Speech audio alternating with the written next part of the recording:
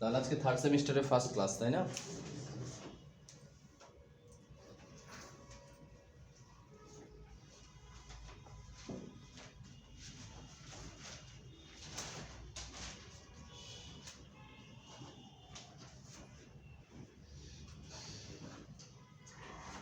ওকে, basic pharmacology. আচ্ছা দেখেন, third সেমিস্টারটা আপনাদের জন্য কিন্তু ইম্পর্টেন্ট, ঠিক আছে? অর্থাৎ কি, আপনাদের যদি একেবারে ভাইটাল সেমিস্টার বলেন তাহলে কি থার্ড সেমিস্টারই।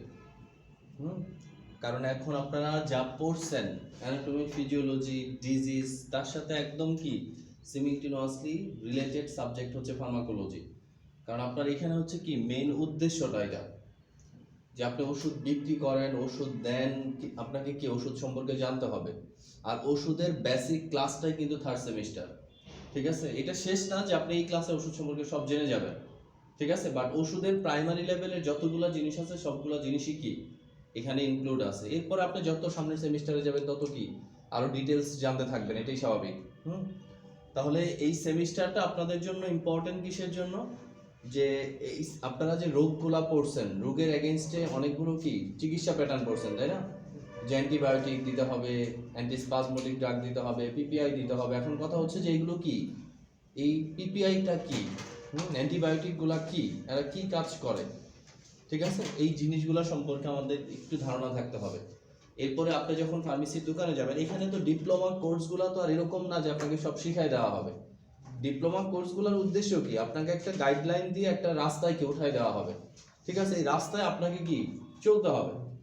এখন আপনি যেন রাস্তায় চলতে কি স্বাবলম্বী হন, এটাই কি ডিপ্লোমার উদ্দেশ্যটা, তাই না?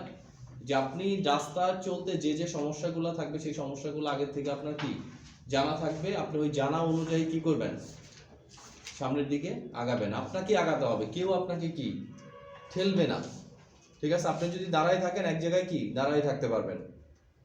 সেই জন্য শিক্ষাটা সম্পূর্ণ আপনার, ঠিক আছে? এখানে জোর জবরদস্তি কিছুই নাই। তবে এই সেমিস্টারটা আপনাদের জন্য খুবই গুরুত্বপূর্ণ।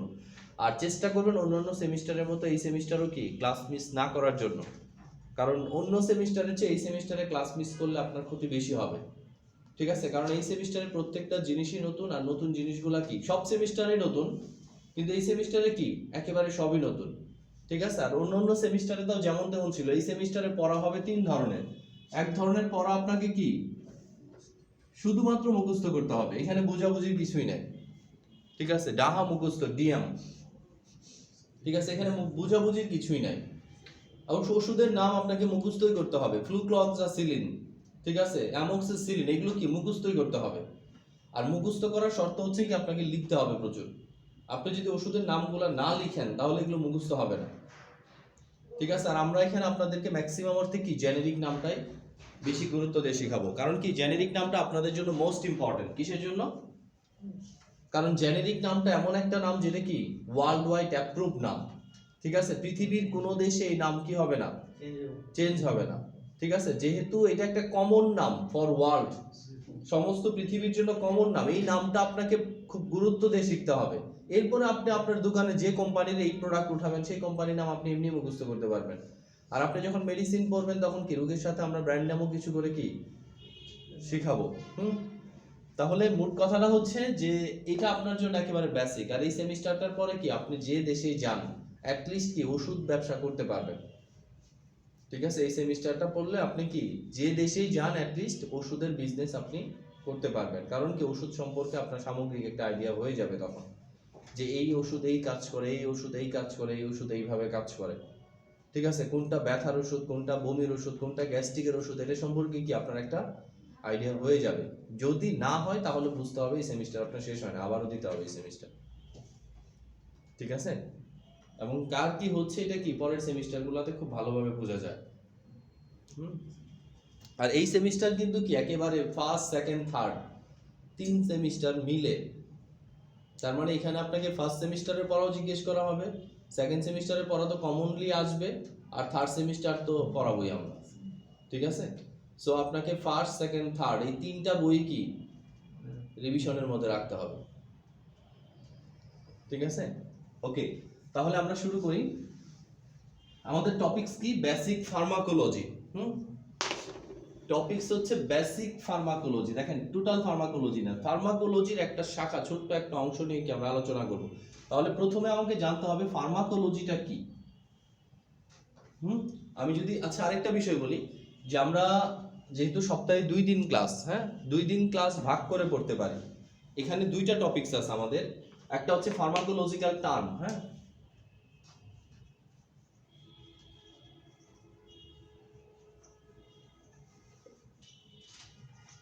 ফার্মাকোলজিক্যাল টার্ম, আরেকটা হচ্ছে কি ড্রাগ। ঠিক আছে, একটা সাইড আছে ড্রাগ, আরেকটা সাইড আছে কি ফার্মাকোলজিক্যাল টার্ম। হ্যাঁ এখন আপনারা চাইলে কি একটা করেও পড়তে পারেন, যে ফার্মাকোলজিক্যাল টার্মটা শেষ করে তারপরে ড্রাগে আসতে পারেন। আবার চাইলে কি এক ক্লাসে ফার্মাকোলজিক্যাল টার্ম, এক ক্লাসে কি ড্রাগ পড়তে পারেন। ঠিক আছে, তাহলে রবিবার মঙ্গলবার এইভাবে যদি হয় তাহলে কি রবিবারের ফার্মাকোলজি, মঙ্গলবারে কি ড্রাগ, অথবা কি 2 ক্লাসে ফার্মাকোলজি 2 ক্লাসে ড্রাগ। ঠিক আছে, যে কোনো একটা ওয়েতে আপনারা পড়তে পারেন। এখন আপনারা ফার্মাকোলজিক্যাল টার্ম শেষ করেও কি ড্রাগে আসতে পারেন, ড্রাগ শেষ করে ফার্মাকোলজিক্যাল টার্মে যেতে পারেন, অথবা একটা শেষ করছি। দুইটা করেই করেন, স্যার একদিন এটা একদিন এটা একদিন এটা একদিন ওইটাই করেন। ঠিক আছে, তাহলে পড়ার জন্য 1 সপ্তাহ করে সময় পাবেন, তাই না? যে আপনি যদি রবিবারে ফার্মাকোলজি পড়েন, পরের রবিবারে ফার্মাকোলজি পড়া, এটাই করে। তাই না? মঙ্গলবারে ড্রাগ বলে পরের মঙ্গলবারে কি ড্রাগ পড়া, আপনি প্রায় মাঝখানে 1 সপ্তাহ সময় পাচ্ছেন। ওকে, তাহলে দেখেন ফার্মাকোলজিক্যাল টার্ম আমরা রবিবারে পড়ি, ঠিক আছে, আর ড্রাগটা আমরা মঙ্গলবারে পড়ি। তাহলে আজকে রবিবার না, তাহলে আজকে ফার্মাকোলজিক্যাল টার্ম। ওকে,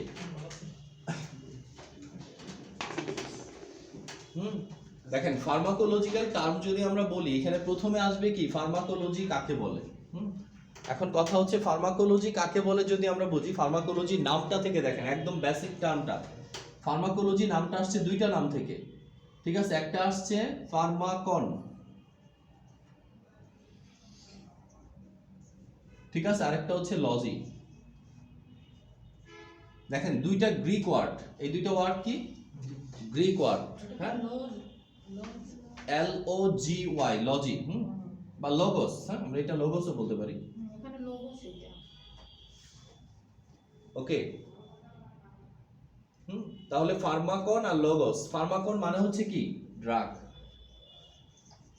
আর লোগোস মানে হচ্ছে নলেজ অর স্টাডি। ঠিক আছে, তাহলে ফার্মাকন মানে যদি ড্রাগ হয়, লগোস মানে যদি হয় নলেজ অথবা স্টাডি, তাহলে টোটাল ফার্মাকোলজি মানে কি হয় স্টাডি অফ ড্রাগ। তার মানে কি ড্রাগের A to Z, মেডিকেল সায়েন্সের যে শাখায় ড্রাগের A to Z নিয়ে আলোচনা করা হয়।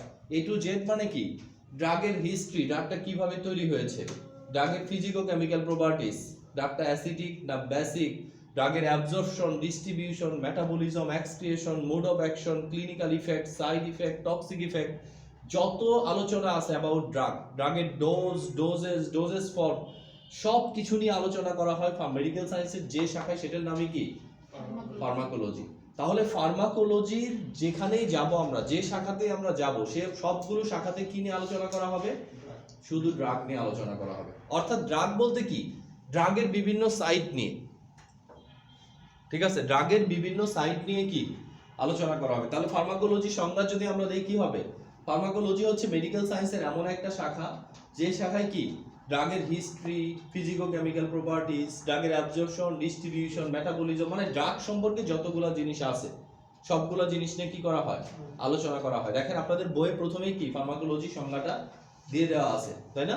তাহলে ফার্মাকোলজি কাকে বলে, ফার্মাকোলজি কত সোর্সগুলো আমরা একটু দেখি। প্রথমে বলছে কি ফার্মাকন মিন্স হচ্ছে কি ড্রাগ, আর লোগোস মিন্স হচ্ছে কি স্টাডি। সো ফার্মাকোলজি মিন্স কি knowledge or study of drug. তারপর বলছে মেডিকেল সায়েন্সের যে শাখায় ড্রাগের কি ড্রাগের ইতিহাস মানে হিস্ট্রি, সোর্স, ড্রাগটা কোন সোর্স থেকে নেওয়া হয়েছে, ড্রাগের ফিজিকো-কেমিক্যাল প্রপার্টিজ বা ভৌত রাসায়নিক গুণাবলী, এরপর কি ড্রাগের doses form, route of drug administration, অর্থাৎ ড্রাগটা কোন রোটে খেতে হবে, ঠিক আছে, অয়েন্টমেন্ট আপনি কোথায় দিবেন, সাপোজিটরি আপনি কোথায় দিবেন, সাসপেনশন আপনি কিভাবে শরীরে ঢোকাবেন, ইনজেকশন আপনি শরীরে কিভাবে ঢোকাবেন, এই প্রত্যেকটা জিনিস নিয়ে আলোচনা করা হবে কোথায়, রোড অফ ড্রাগ অ্যাডমিনিস্ট্রেশনে। তাছাড়াও absorption, distribution, metabolism, excretion, mode of action, pharmacological effect, clinical use এবং অ্যাডভার্স ইফেক্ট অফ ড্রাগ, এই সবগুলো জিনিস নিয়ে কি করা হয়, আলোচনা করা হয়। সেই আলোচনাটাকে আমরা কি বলি, বা সেই সাবজেক্টটাকে আমরা কি বলি, ফার্মাকোলজি। তাহলে প্রথমে আপনাকে শিখতে হবে ফার্মাকোলজি কাকে বলে, তাই না? কারণ আপনি যেহেতু সাবজেক্টটা পড়তেছেন কি ফার্মাকোলজি, এখন কেউ যদি জিজ্ঞেস করে হোয়াট ইজ ফার্মাকোলজি, বলতে না পারলেই সমস্যা, তাই না? তাহলে অবশ্যই কি আপনাকে মনে রাখতে হবে ফার্মাকোলজি হচ্ছে কি স্টাডি অফ ড্রাগ, অর্থাৎ মেডিকেল সায়েন্সের এমন একটা শাখা যে শাখাতে কি ড্রাগের এ টু জেড, ড্রাগের যা আছে সব কিছু নিয়ে আলোচনা করা হয়, তাকেই কি বলা হয়, ফার্মাকোলজি বলা হয়। ঠিক আছে, তাহলে এখন আমরা দেখব ফার্মাকোলজি কি। এত বড় একটা সাবজেক্ট, এই সাবজেক্টের অনেকগুলো ব্রাঞ্চ আছে, ঠিক আছে, এবং প্রত্যেকটা ব্রাঞ্চ কোনো না কোনো ভাবে কি ড্রাগ নিয়ে আলোচনা করে। ঠিক আছে, তাহলে আমরা দেখি ফার্মাকোলজির ব্রাঞ্চগুলো কি কি।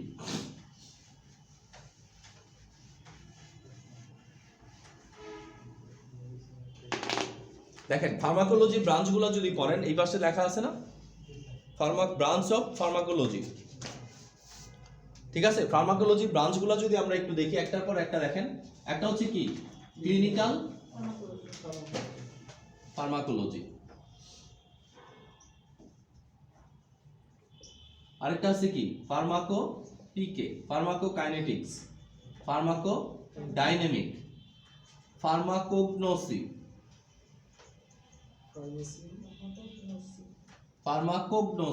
ফার্মেসি, পোসোলজি, ফার্মাকোকাইনেটিক্স, টক্সিকোলজি, এছাড়া ফার্মাকোজেনোমিক, আরো অনেকগুলো সাবজেক্ট আছে। ঠিক আছে, আমরা এখানে কয়েকটা সাবজেক্ট যদি চিন্তা করি, যে এই যে সাবজেক্টগুলা বা এই যে ব্রাঞ্চগুলা, ঠিক আছে, এই ব্রাঞ্চগুলো প্রত্যেকটা কি ফার্মাকোলজির ব্রাঞ্চ, এবং এক একটা ব্রাঞ্চে, সবগুলা ব্রাঞ্চে কি অনার্স, মাস্টার্স, পিএইচডি সবগুলো করা যায় এক একটা ব্রাঞ্চে। তাহলে টোটাল ফার্মাকোলজির স্প্রেডটা কত বড়, ঠিক আছে, অনেক বড় একটা সাবজেক্ট, অনেক বড় একটা ডিসিপ্লিন। হ্যাঁ, এই ডিসিপ্লিনের ছোট ছোট ইয়াগুলোতে ভাগগুলোতে, এর থেকেও আরো কি ছোট ছোট ভাগে কি ভাগ করলো, এটাতে কি ফার্মেসির ছোট ছোট ওষুধ নিয়ে কি পিএইচডি করা যায়, তাই না, এমফিল করা যায়।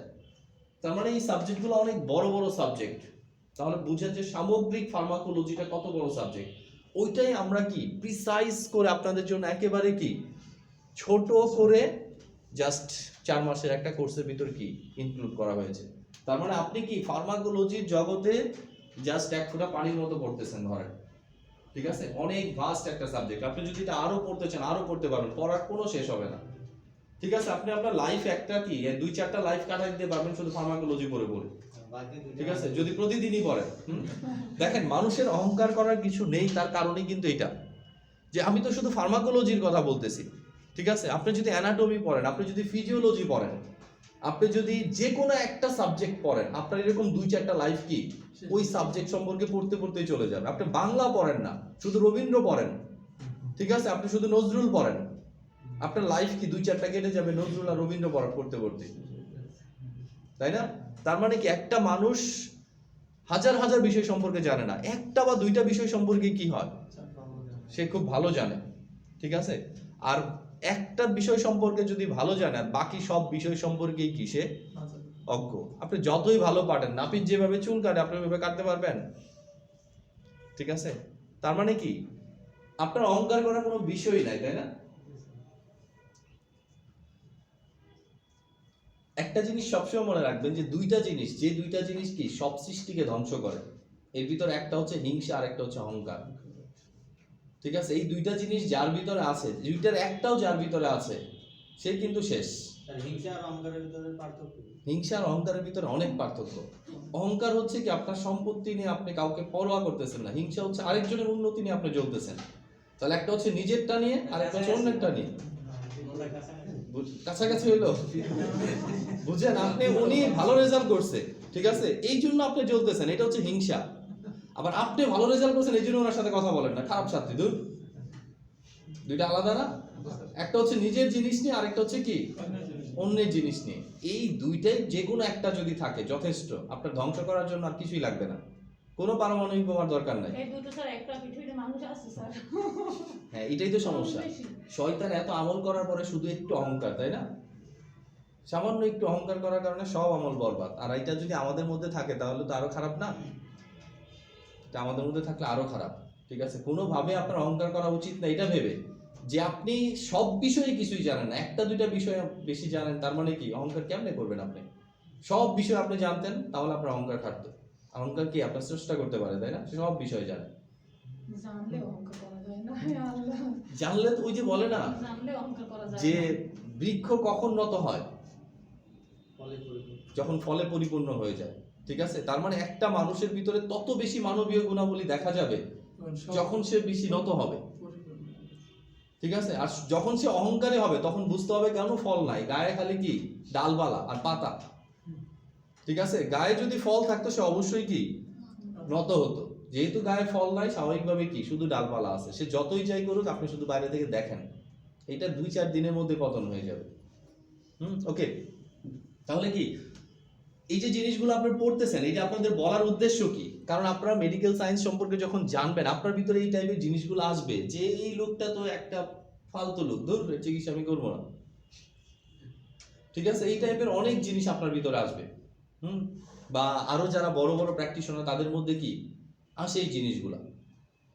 ঠিক আছে, এরপরে কি আরেকটা বড় বিষয় হবে কি যে আপনি নিজেকে মনে করবেন কি যে আপনি অনেক কিছু, যে আপনি সব রোগ ভালো করে দিচ্ছেন, সব চিকিৎসা আপনি করতেছেন।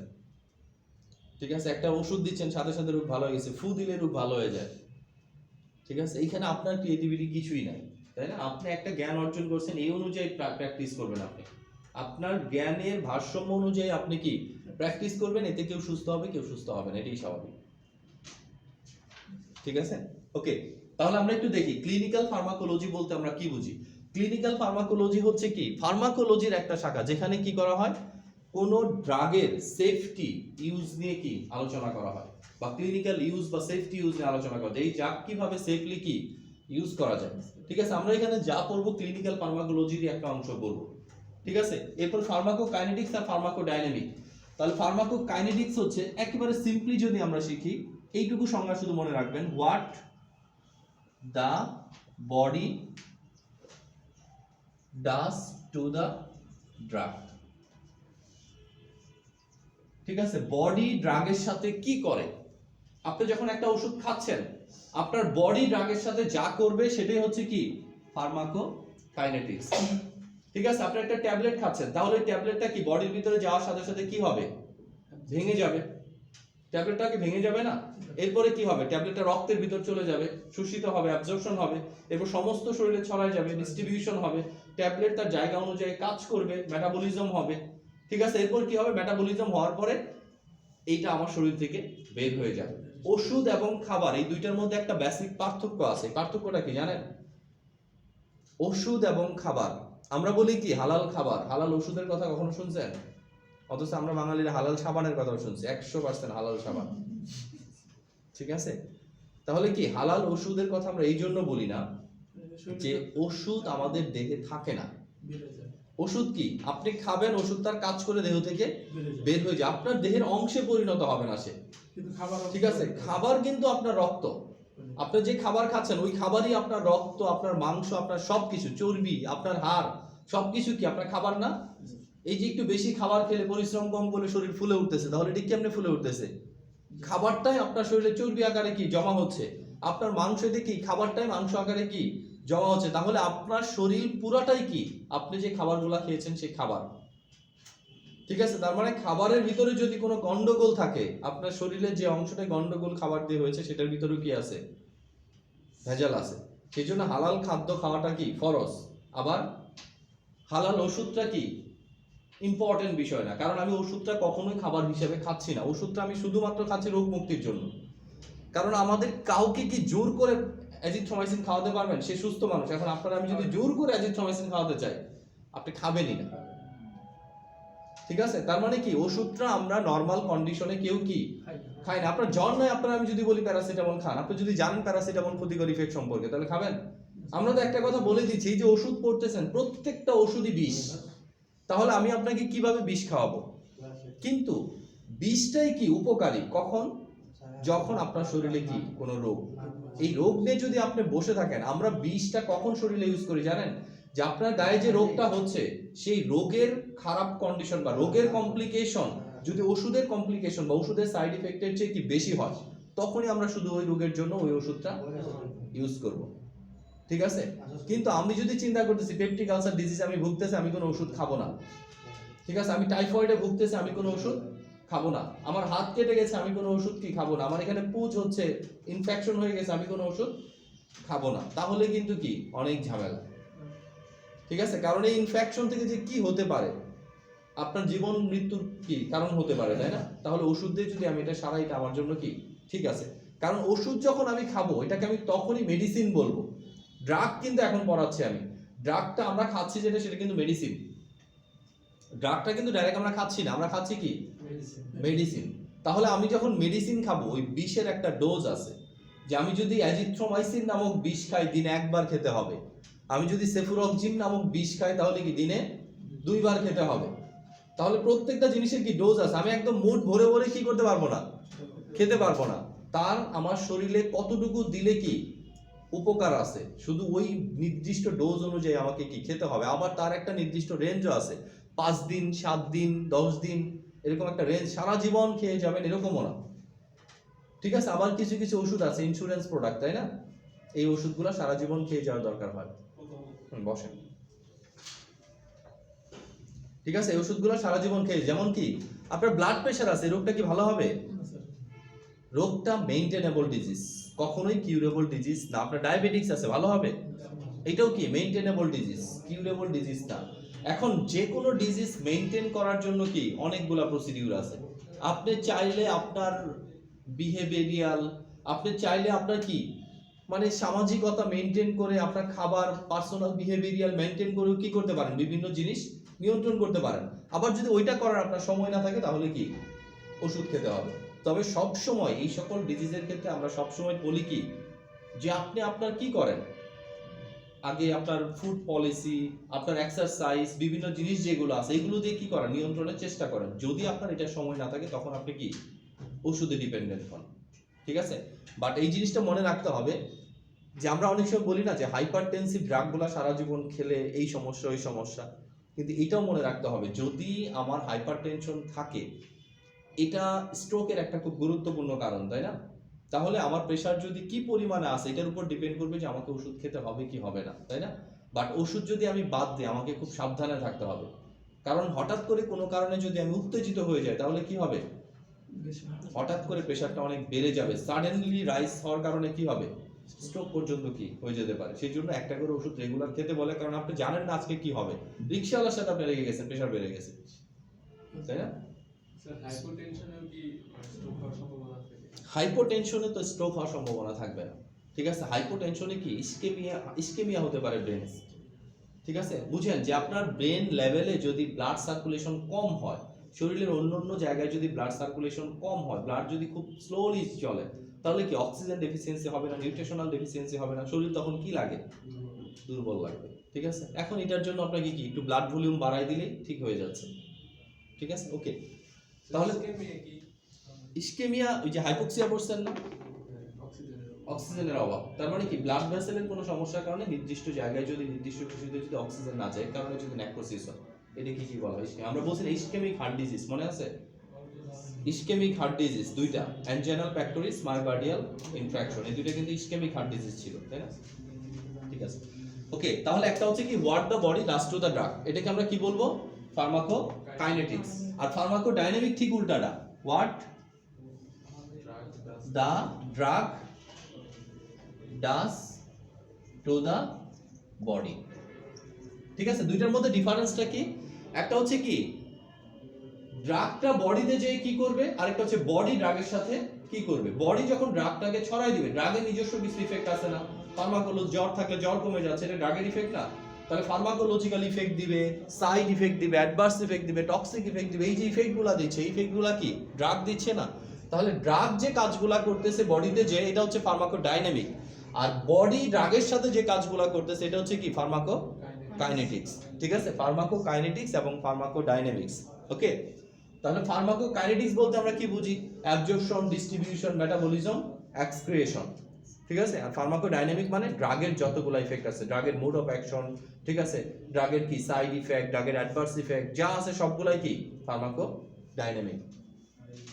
ফার্মাকোগনোসি, ফার্মাকোগনোসি এমন একটা সাবজেক্ট ফার্মাকোলজির যে সাবজেক্টে কি করা হয়, দেখেন আমাদের কোনো ড্রাগই কিন্তু কি হয় না, কোনো ড্রাগই কিন্তু আমরা ডাইরেক্ট ড্রাগ ফর্মে যেভাবে মেডিসিনগুলো নিয়ে আসছি, এটা কোনো সোর্স থেকে আমরা নিয়ে আসি, তাই না? হতে পারে সেটা অ্যানিমেল সোর্স, হতে পারে সেটা প্ল্যান্ট সোর্স, বিভিন্ন সোর্স থেকে ড্রাগগুলো নিয়ে আসি। তাহলে প্রথমে তো দেখেন, মনে করেন গাঁদা ফুলের রস দিলে কি রক্ত পড়া বন্ধ হয়ে যায়, ইনফ্লামেশন কমে যায়, ঠিক আছে। আবার পুদিনা পাতা খেলে কি ডাইজেস্টিভ সিস্টেম ভালো থাকে।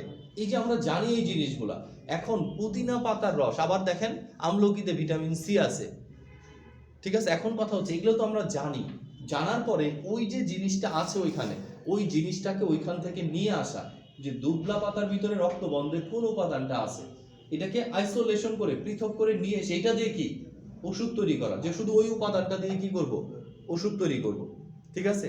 তাহলে ফার্মাকোগনোসির মূল কাজ হচ্ছে নির্দিষ্ট ড্রাগটাকে খুঁজে বের করা, ড্রাগটাকে কি পিউরিফিকেশন করা, আইসোলেশন করা, ড্রাগটা দিয়ে কি ফার্মেসিতে দিয়ে এটাকে কি বিভিন্ন রকম ওষুধ তৈরি করা। দেখেন ফার্মাকোগনোসির সংজ্ঞা কি দিয়েছে সে, বলছে এই শাখায় ড্রাগের সোর্স আইডেন্টিফিকেশন, মানে সোর্স মানে কি উৎসটা শনাক্ত করা হয়, যে এই ড্রাগের উৎসটা কি হবে, ড্রাগটাকে আইডেন্টিফিকেশন করা, ওই সোর্সের ভিতরে কোন ড্রাগটা কি এই কাজটা করতেছে সেটাকে। দেখেন অ্যালোপ্যাথি ওষুধ আর ইউনানি ওষুধ, হোমিওপ্যাথি ওষুধ, এগুলোর মধ্যে বেসিক পার্থক্যটা কি, যে আপনি যখন ইউনানি, আয়ুর্বেদ, হোমিওপ্যাথি বলতেছেন, এগুলো কিন্তু ক্রুড ড্রাগ। ক্রুড ড্রাগ মানে কি একদম ভেষজ, ঠিক আছে। আপনি আমলকি খাচ্ছেন, ভিটামিন সি, এখন কি আমলকির মধ্যে শুধুই ভিটামিন সি আছে, অন্য কোনো উপাদান নাই? আপনি লেবুর রস খাচ্ছেন, কি ভিটামিন সি, বাট লেবুর রসে কি শুধুই ভিটামিন সি আছে, অন্য কোনো উপাদান নাই? আপনি জাম্বুরা খাচ্ছেন, এখানেও ভিটামিন সি আছে, বাট শুধুই ভিটামিন সি আছে, শুধু কিন্তু ভিটামিন সি নাই।